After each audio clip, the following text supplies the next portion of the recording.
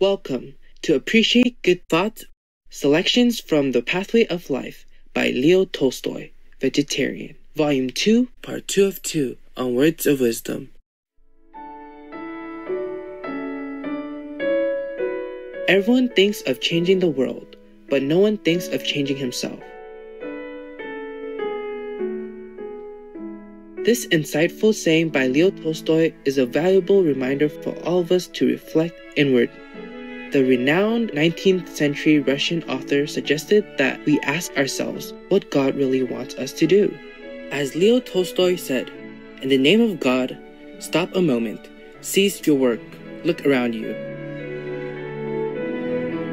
A novel by Tolstoy is not a work of art, but a piece of life, stated Matthew Arnold, a 19th century British poet and critic.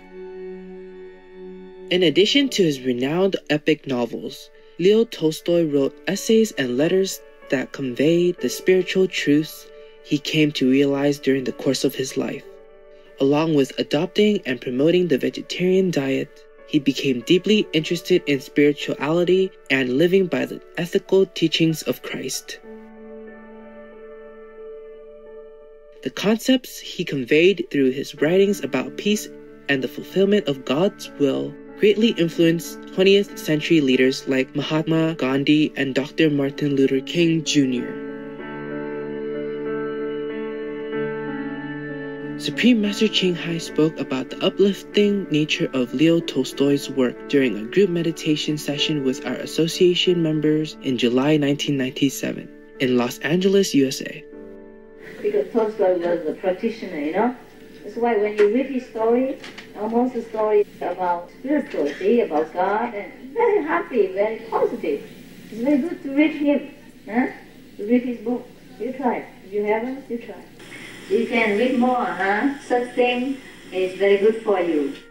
Let us continue with excerpts from Thought, from Volume 2 of The Pathway of Life, where Leo Tolstoy expounds on the importance of appreciating good thoughts and that reasoning and thinking are gifts from God which we should use.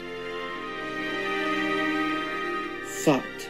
The opportunity of communing in thought with the living and the dead is one of the choicest blessings of man. Christ said, "When thou pray, pray in secret." Matthew 6, 5-6. Only then will God hear you, God who is within you, and in order that he may hear you, you must only dispel all that conceals him from you. Despondence is that state of the soul in which a man fails to see any purpose either in his own life or in the life of the whole world. There is only one way to be rid of this condition, to summon from within yourself the best thoughts that you are conscious of, either your own thoughts or the thoughts of others, and this process may illuminate to you the meaning of your own life. The summoning of these thoughts may be effected by the repetition of those supreme truths that you know and that you can express to yourself, and this is prayer. Pray unceasingly. The most needful and the most difficult of prayers is to remember amid the activities of life your duties before God and His law. Have you been frightened, angered, confused, or tempted? Make an effort, remember who you are and what you ought to do. Herein is prayer. This is difficult at first, but the habit may be developed. From time to time, it is well to modify your prayer, that is the expression of your relation to God. Man changes constantly, grows constantly, and therefore his relation to God must change and become more manifest.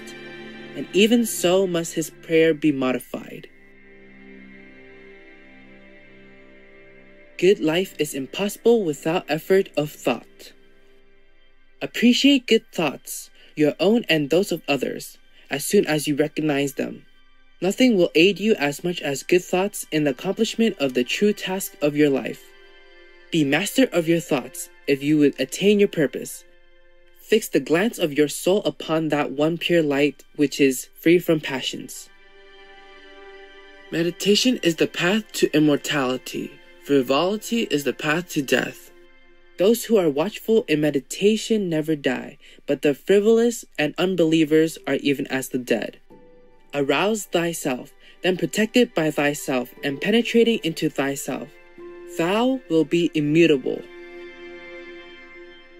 The true strength of man is not in impulse, but in the uninterrupted steady striving after good which he determines in his thoughts, expresses in his words, and realizes in his actions. If looking back over your life, you observe that your life has grown better and freer from sins, errors, and superstitions, know that you owe this success only to the labor of your thoughts. Thought activity is precious not only because it corrects our life, but also because it is helpful in the life of other people as well. This is what makes the effort of thought so valuable.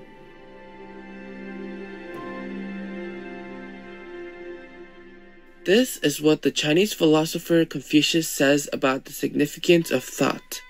True learning teaches men the highest good, to be reformed and to abide in that state.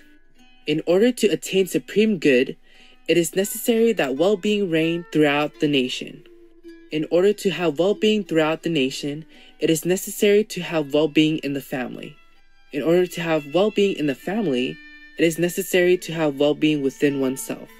In order to attain well-being within oneself, the heart must be corrected. In order to have your heart corrected, you must have clear and truthful thoughts. Man is distinguished by having the capacity of thinking.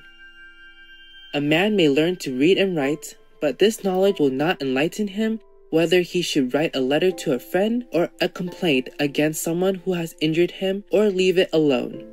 A man may learn to use musical instruments, but music will not tell him when he should sing or play and when he should leave singing and playing alone.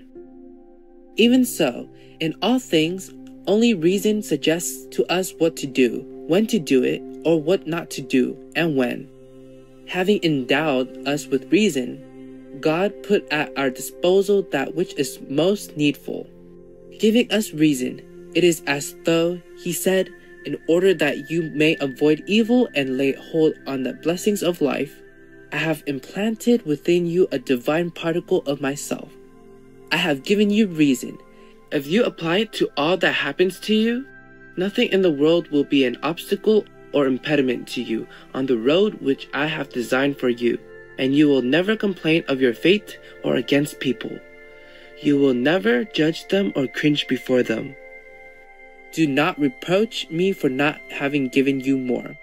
Is it not enough for you to be able to live your life reasonably, peacefully, and happily? A wise proverb says that God visits us without ringing the bell. This means that there is no partition between us and the infinite, that there is no wall between man, the effect, and God, the cause. The walls have been removed. We are open to all the profound effects of divine characteristics.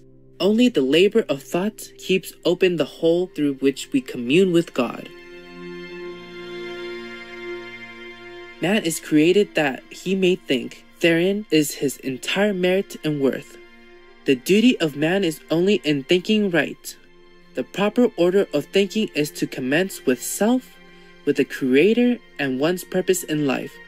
But what do the people of the world think about instead?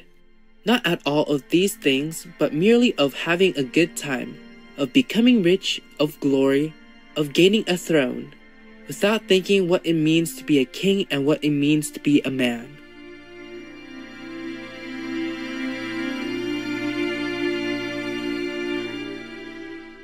Compassionate viewers, it was a joy that you could join us today for Words of Wisdom.